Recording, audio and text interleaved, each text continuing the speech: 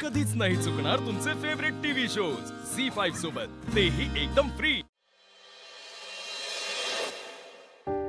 काकी, तू आईला शोधायचा कधी प्रयत्न नाही केला? अरे बाळा, हरवलेल्या माणसाचा शोध घ्यायचा असतो, निघून गेलेल्या नाही ना। काकी, हा? तुला कधी आमची आठवण नाही आली का ग? अरे बाळा, एक दिवस असा गेला नाही का तुमची आठवण नाही आली मला। तुमची आठवण तर रोज यायची, पण ह्या घरादाराची, प्रत्येक वस्तूची, जनावरांची, समजायची मला लई आठवण यायची।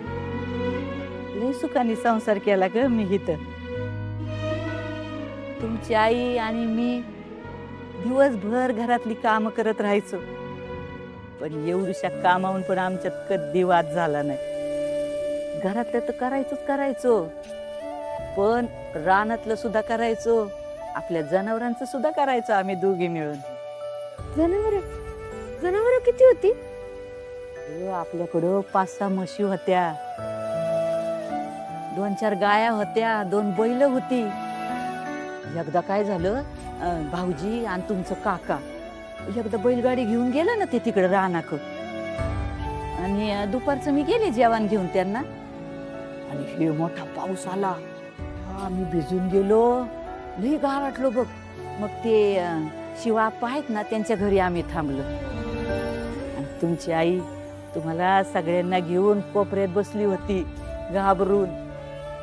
नशीब कौलं उडाली नाहीत घराची, पण पडवीतली पत्रे उडून गेले बघ, आणि सगळी जनावर गारटली।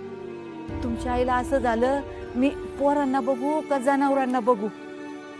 आम्ही जेव्हा आलो ना, तेव्हा तिच्या डोळ्याला नुसत्या पाण्याच्या धारा लागल्या होत्या।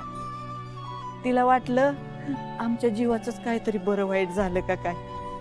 आमच्यासाठी तिनं देव पाण्यात ठेवलं होतं। लई मायाळू होती ग तुमची आई।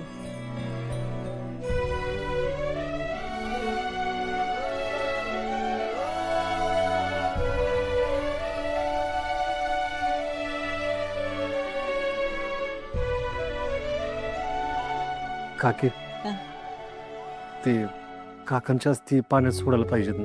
हा, मी डॅडींकडे जातो आणि गाडीची व्यवस्था होते का बघून येतो। कोण? जालंधर भाऊ का?